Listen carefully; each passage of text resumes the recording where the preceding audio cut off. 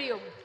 This idea of one nation, one language, one religion, one people, one community, this idea is designed to divide India.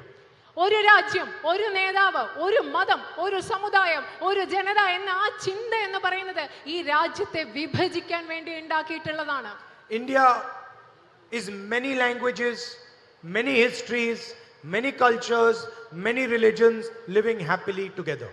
India എന്ന് പറയുന്നത് വ്യത്യസ്ത ഭാഷകളും വ്യത്യസ്ത സംസ്കാരങ്ങളും വ്യത്യസ്ത ചരിത്രങ്ങളും വ്യത്യസ്ത മതങ്ങളും സ്നേഹത്തോടും സൗഹാർദ്ദത്തോടും കൂടി ജീവിക്കുന്നതാണ് ഇന്ത്യ എന്ന് പറയുന്ന ആശയം.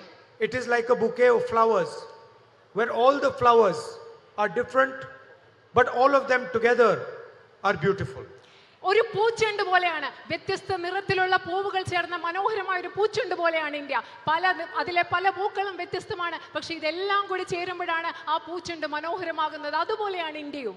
And the entire idea of the BJP is to create instability and disharmony in India.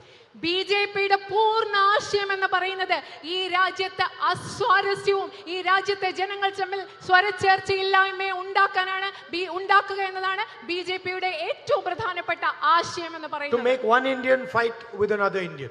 ഒരു ഇന്ത്യക്കാരനെ മറ്റൊരു ഇന്ത്യക്കാരിയുമായി പോരാടാനാണ് അവർ പ്രാപ്തരാക്കുന്നത്. And in the end, if you see, all they do is give away India's wealth to a few people.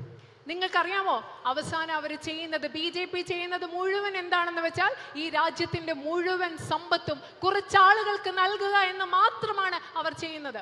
They divide the country to distract the country, and then all the wealth of the country goes to a few people who are close to the Prime Minister. നിങ്ങൾക്കറിയാമോ അവർ എന്തിനാണ് ഈ രാജ്യത്തെ വിഭജിക്കുന്നതെന്ന്?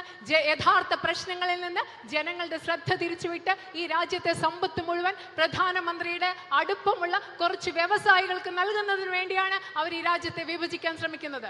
Defense projects, infrastructure projects, agriculture, ports, airports, wherever you look, you can find the name Adani. നിങ്ങൾ പ്രതിരോധ മേഖലയാകട്ടെ, അടിസ്ഥാന സൗകര്യ മേഖലയാകട്ടെ, കൃഷിയാകട്ടെ, വ്യവസായമാകട്ടെ, തുറമുഖമാകട്ടെ, വിമാനത്താവളമാകട്ടെ, എവിടെ നോക്കിയാലും നിങ്ങൾക്ക് ഒരു പേര് കാണാൻ പറ്റും, അദാനിയുടെ പേര്. And every single Indian knows, because if you just look at the share price of Adani shares, you can find that it starts to grow the moment the Prime Minister becomes elected. നിങ്ങൾക്കറിയാവോ, ഇന്ത്യയിലെ എല്ലാ മനുഷ്യർക്കും അറിയാൻ സാധിക്കും, അദാനിയുടെ ഓഹരിയുടെ വില നിങ്ങൾ നോക്കിയാൽ അറിയാം. ഈ പ്രധാനമന്ത്രിയെ തെരഞ്ഞെടുക്കുന്ന അതേ നിമിഷം അദാനിയുടെ ഓഹരിയുടെ വില വിപണിയിൽ കുതിച്ചു